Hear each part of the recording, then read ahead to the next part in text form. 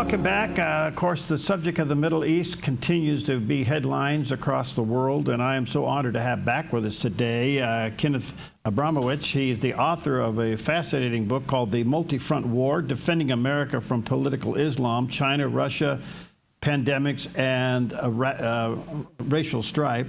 He's the managing general partner and co-founder of the NGN Capital.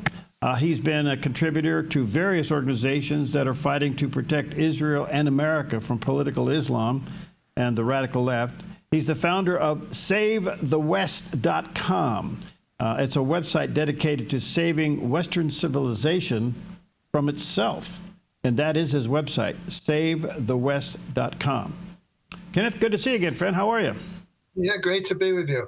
Thanks for your time. So, a lot to talk to you about. I don't know if many people recognize, but apparently Israel and Lebanon have come to some kind of a border negotiation agreement. Explain it, and what do you think about it? Well, I'm not a big fan of negotiated deals in the Middle East because I don't trust the other side to abide by any deal. So I prefer just military solutions because those are understandable. In other words, you just say, this is my border, and if you send bad guys to my border, I'm blowing them up. You don't need an agreement, a piece of paper that says that. You just need to blow up bad guys whenever they show up. But anyways, President Trump wants to try, and so fine, let's try to see if there can be a negotiated peace. I mean, there's not likely, but there's nothing wrong with trying. So can you give us somewhat of an update on how influential Hezbollah is in Lebanon these days after all that's been done to them? Well, Lebanon in round numbers is 1/3 Hezbollah, Shiites, 1/3 Sunni Arabs, and 1/3 Christians in round numbers. And the two are like always fight. But the Christians and Sunnis don't fight anymore. They used to, but they don't. So Hezbollah is the problem. But they're a third of the country, or their population's a third of the country. And they take orders from Iran. So Iran's not going to allow any normalization between Lebanon and Israel. So and they'll just order Hezbollah to make life difficult for the Christians and Sunni Arabs, Muslims who try to negotiate with Israel. So that's why I'm not a big fan of it until Hezbollah is destroyed and Iran is destroyed. I mean, that's the elephant in the room. Mm-hmm. And the elephant in the room makes the decisions. As they say, bad guys get to vote. Yeah, so like you, I'm a little puzzled by why we're doing this land border negotiation. I don't know if this is just a pause in the action, but what is a land border? I mean, what are they negotiating here? Well, Israel has 5 little bases in southern Lebanon, and the Lebanese government wants them to go. I don't want them to go. I mean, they're there for a reason. They're there to protect northern Israel. And I don't trust Lebanon, and I don't trust any agreement, and I don't trust Hezbollah, I don't trust Iran. So I don't want those 5 bases to go. But the Lebanese government says if you remove those 5 bases, maybe we'll have peace, or we'll protect your northern border. Well, Lebanon had 20 years to protect the northern border and didn't do it. So now they're going to do it. And half of the Lebanese army is Shiites, who I don't know if they're loyal to the government or if they're loyal to Hezbollah. And I don't want, so anyways, they're dangling the idea of normalization with Israel in return for Israel withdrawing the 5 bases. So what I'm sensing here is President Trump uses the term negotiation to maybe set up something that you're already convinced of, and that is that it won't work. And therefore, it gives him the open door to do something about it. That would be my guess. President Trump didn't say that, but just guessing, I had a similar guess to your guess. And because President Trump doesn't like to lead with military power. He doesn't like to say, Lebanon, do the following things. I'm sending the Air Force. Iran, do the following things, I'm sending the Air Force. It's not his style. His style is to try to negotiate. But he does imply, whenever he's interviewed on TV or internet, he does imply, look, let's try it. And if it doesn't work, we'll try something else. And the something else is the U.S. Air Force. Just the other day, he's trying to call Iran to the table. And he said, if you don't, then, again, quote, there's hell to pay. I mean, there's a strong part of his rhetoric here that suggests military action. Yes. So I don't blame Trump for behaving the way he behaves. He knows full well negotiations in the Middle East don't usually resolve anything. And so he's clever. The only thing he's missing with Iran is that every day he doesn't confront Iran, their nuclear weapons get more perfected or bigger or more of them. And so to me, it's an existential risk to talk with Iran. It's not an existential risk to talk to Lebanon, but it is to Iran. Iran, there's no non-military solution for Iran. Okay, so, we can jump over a lot of stuff, but it appears to me that some kind of action against Iran is inevitable, whether they take out the nukes, the refineries, or a regime change, or all the above. And to your point, time is running out. It seems to me we're close to some kind of action there. Any day, any night, it's very close. If I were the president of the United States, I wouldn't wait another day. Because why should I let them develop their nuclear weapons more? They promised to take over the world and kill all Christians, Jews, and Hindus. I don't need any more evidence. 20 years ago, it's amazing, one of their leaders said, developing nuclear weapons is a condition for Islam to take over the infidel West. We're in a state of war. By the way, the war has only been going on for 1,400 years. 1,400 years ago, roughly in the year 630, Muhammad and his followers declared war on the world. And they ended up taking over 75% of the Christian world. No one even remembers it because it was so long ago. Well, again, I say this respectfully, but I don't think the West totally understands the Shiite-Sunni conflict. Well, that's only been going on 1,400 years also. Yeah. So after Muhammad died, the majority of the people, a new leader was selected, and the majority of the people went for that new leader, and they're called Sunnis. The minority said, no, someone else should be the leader, and they were called Shiites. So that's the split from 1,400 years ago. Now, in contrast to Americans, pretend that we've been here for 1,400 years, and pretend that our great-great-great-grandfathers 1,400 years ago hated each other. We would say, well, look, that's ancient history. I can't change what happened 1,400 years ago to our great-great-grandfathers. But in the Middle East, people remember what happened 1,400 years ago, and they still fight about it. So it's just a different mentality. Saudi Arabia has been part of the negotiations now with Russia and Ukraine. The Crown Prince has offered, the palace to host peace talks, which is kind of interesting. But at the same time, Saudi Arabia can't afford Iran to get a nuke. What do you think they're going to do about it? Well, Saudi Arabia has two hopes, because Iran would want to kill everybody in Saudi Arabia, because most of the people in Saudi Arabia are Sunnis.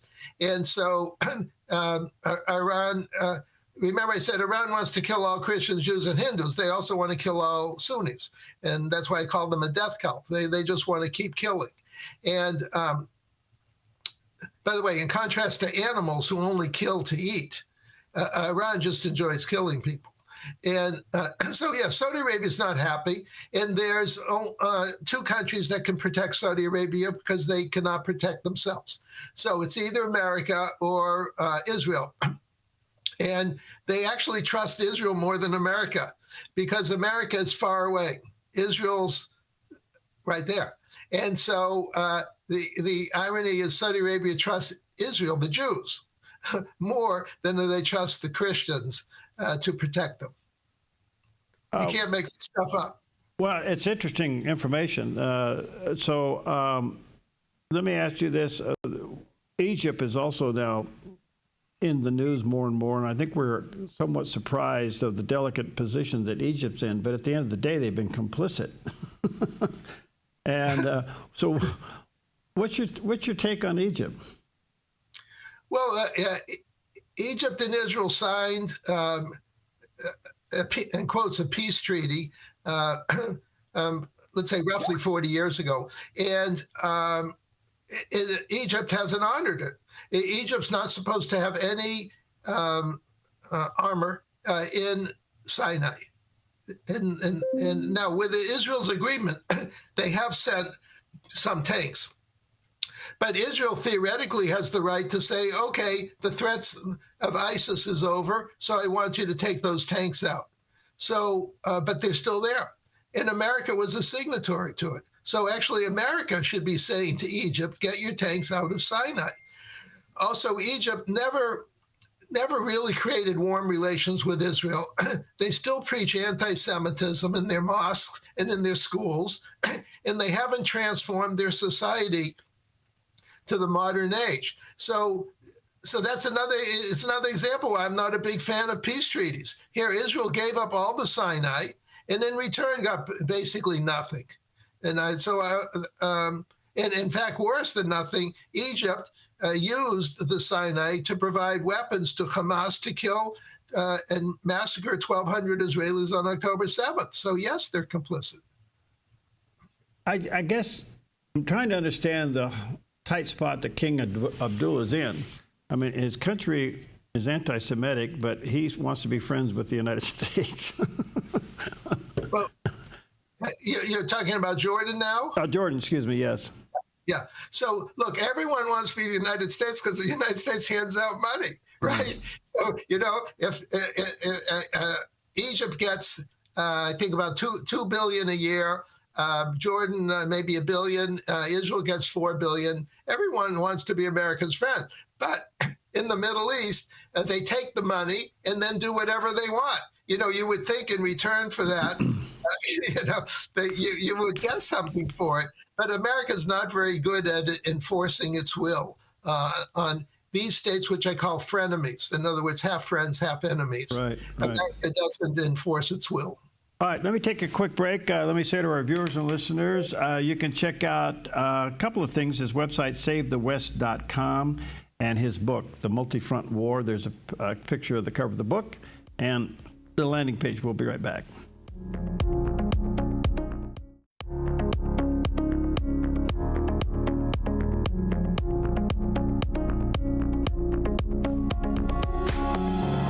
Okay, welcome back, and always honored to have with us Kenneth Abramowitz. He is the author of The Multifront War, which is an amazing book. He's involved in so many things, but he has a website that's very resourceful called the Save the West, and that is also a website, founder of SaveTheWest.com, so check that out. Kenneth, I was trying to figure out during the break how to ask you this. I mean, in Lebanon, you got Hezbollah, you got the Houthis in Yemen, you got Hamas in Gaza, now you got Turkey and Syria. And the last couple of days has been pretty bloody. Why in the world doesn't the West see this? Well, you just described one of the reasons I wrote the book. Around 10 years ago, when I was researching the world, national security, which is now about a 25-year endeavor on my part since 9/11. Searching for the truth for 25 years. About 10 years ago, I realized America is in World War III. We don't call it World War III, I do. But I just mean, by that I mean everyone's fighting everybody everywhere. In contrast to World War I and II, where everyone was fighting over there. Remember the famous song, Over There? But in World War III, I borrowed a phrase from the Beatles song, Here, There, and Everywhere. So the war is here, there, and everywhere. And I said to myself, wow, I have to write about this because we're fat, dumb, and happy in America. We think the oceans are protecting us. and Canada and Mexico are protecting us. And meanwhile, there's a war going on and we don't even know it. And that's the essence of my Multifront War book. So what do we do with Syria? And you got Turkey going in there, and they're a member of NATO. I mean, it doesn't get any more confusing than that.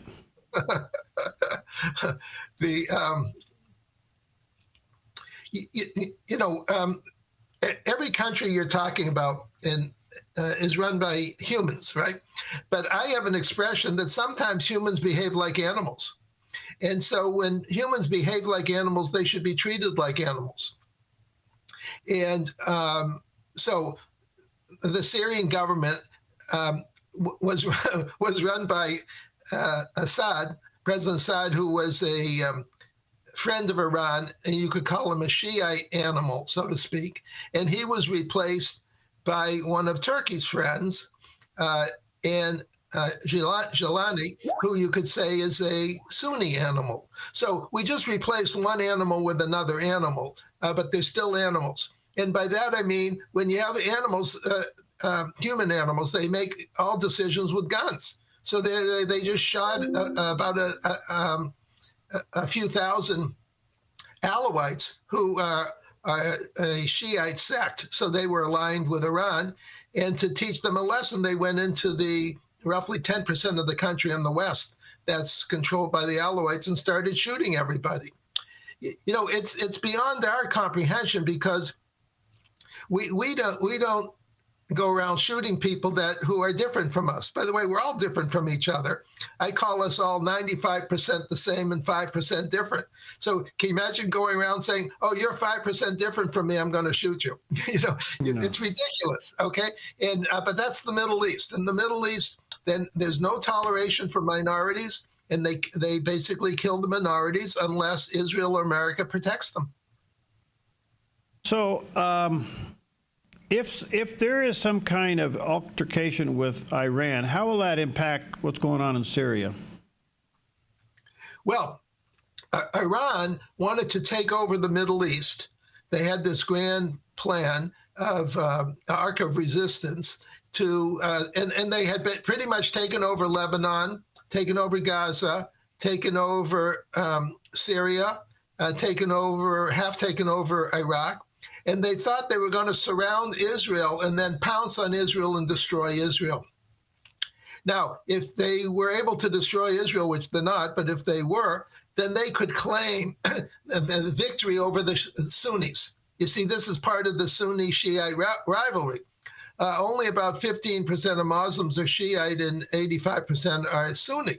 So if Iran could say, "Oh, I destroyed Israel, I should be the leader of the Muslim world," they could then take over the Muslim world and then take over the Christian world. So remember, this is an uncontrollable death cult. In the history of bad guys, death cults is they're only stopped when they're stopped. I mean, Hitler was a death cult, but he only stopped when he was stopped. Stalin ran a death cult. So you don't just stop and say, "Oh, I'm happy. I've taken up all these countries. I stole all this gold and silver or whatever. I'm happy." They're never happy. They have to be defeated. And that's the key issue that the Trump administration is going to have to eventually focus on. Iran is the greatest source of evil in the world today and must be stopped. Okay, so does the current activity in Syria disqualify Turkey from being a member of NATO? Well, there's many reasons Turkey shouldn't be in NATO. I mean, it's historically there from the 1950s because we were so afraid of Russia. So, and Turkey is very close to Russia geographically. So it was a decent idea in the 1950s. But now that the conflict between Jews and Christians is, and between Christians and Muslims is so acute, with the Muslims threatening to take over Europe. By the way, there's 400 million Christians in Europe. In 100 years, there may be no Christians in Europe. Okay, and Turkey's been expelling these migrants from Syria into Germany and other countries. trying to destabilize those countries. So Europe is about 10% Muslim, and remember, the Muslims don't accept minority status. So there's a huge war brewing in Europe. Well, anyways, Turkey's part of it. So yes, Turkey should be. It's very complicated because you can argue it either way. But I would say keep Turkey in NATO, but give them conditions. Like if you send soldiers into Syria and Israel blows them up, I'm not protecting Turkey. That has nothing to do with NATO. That's an offensive action by you, Turkey. And don't expect NATO support if you get into a fight with Israel. So America has to state conditions. You can't just let the world descend into chaos. So a couple other quick questions, Kenneth. Can you give us a current update on what is the situation now with Hamas in Gaza and the hostages? Okay, so remember, in the Middle East, everything's a can of worms. You know, there's like nothing that's simple. Mm-hmm. Well, it's simple and complicated at the same time. So let me try to make it simple. Israel wants all its hostages back. 251 were taken on October 7th as part of the Hamas genocide against Israel. By the way, Hamas killed 1,200 Israelis. They would have killed all 10 million Israelis if they had had enough bullets, and if Israel didn't stop them. So remember, I said death counts get stopped when they're stopped. They don't just stop because they feel like stopping. So anyways, of the 251 hostages, approximately 60 are left, and there's a feeling that 25 are alive. So Israel wants them back. Now, Hamas, for its part, says we'll give them back, but leave Gaza. Let us stay in Gaza, and we'll forget about October 7th and have a nice day.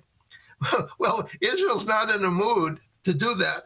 So Israel and America are trying as much as they can to get the remaining 60 hostages, dead or alive, back. But whenever the music stops, and it could stop in 10 days, the Israel Defense Forces are going to go back into Gaza and kill every single member of Hamas, or capture them. They can surrender if they want.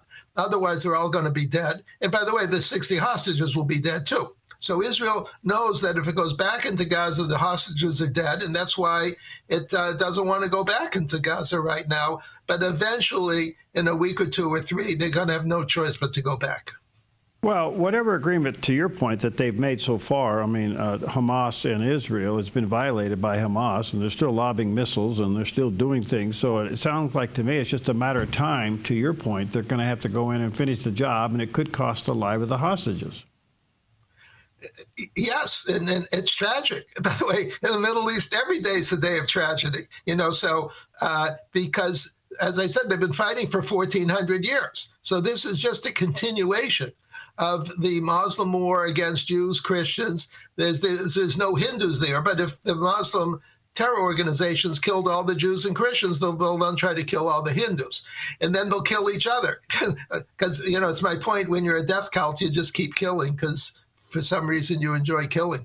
But so Israel's trying, America's trying to figure out some way to get those hostages back. But Hamas knows that if they release those 60 hostages, all the Hamas death cult members will be killed by Israel. And that's why Hamas wants to hold on to those hostages. So Hamas is acting irrationally from their point of view.